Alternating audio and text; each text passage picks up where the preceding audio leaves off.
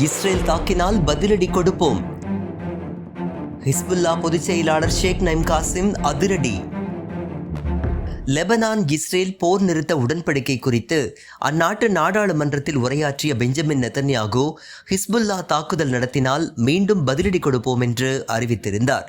மேலும் இஸ்ரேல் ராணுவ தளபதியும் ஹிஸ்புல்லா மீது எப்போது வேண்டுமானாலும் தாக்குதல் நடத்தப்படலாம் என்றும் அதற்கு தயாராக இருக்கும்படியும் தெரிவித்திருந்தார்.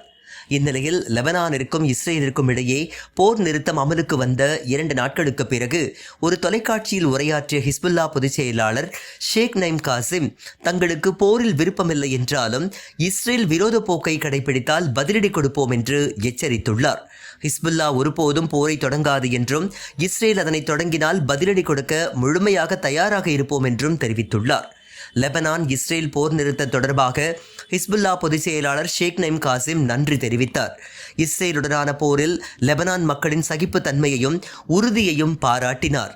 லெபனானிற்கும் இஸ்ரேலுக்கும் இடையே போர் நிறுத்தம் அமலுக்கு வந்த 2 நாட்களுக்கு பிறகு ஒரு தொலைக்காட்சியில் உரையாற்றிய அவர், இஸ்ரேல் ஆக்கிரமிப்பு படையை எதிர்கொள்வதில் தங்கள் மகன்கள் உறுதியாக போராடியதாகவும் லெபனான் மக்களின் பொறுமை மற்றும் தியாகமுமே இஸ்ரேலை விரட்ட உதவியதாகவும் கூறினார். இந்த வீடியோவை உங்களுக்கு வழங்கியது www.aliaonlinestore.com. இந்த இணையதளத்தில் நீங்கள் ட்ரை ஃப்ரூட்ஸ், நட்ஸ், அதே மாதிரி குழந்தைகளுக்கு தேவையான டாய்ஸ் உள்ளிட்ட பல பொருட்களை நீங்கள் வாங்கிக்கலாம். ஒரு தடவை இந்த இணையதளத்தை விசிட் பண்ணி பாருங்கள்.